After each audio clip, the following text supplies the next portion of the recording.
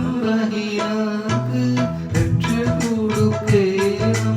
ആരംഭത്വഹാവിൻ അരുണം പകർന്നേണം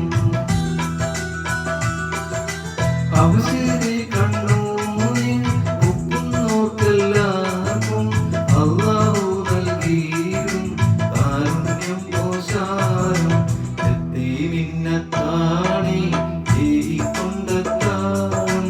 എത്തിക്കുന്നോർക്കല്ലാഹ് വർഷിക്കും സഹായം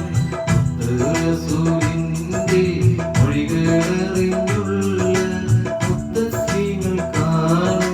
സ്വർഗത്തിൽ എത്താൻ വിരിശത്തിലെല്ലാരും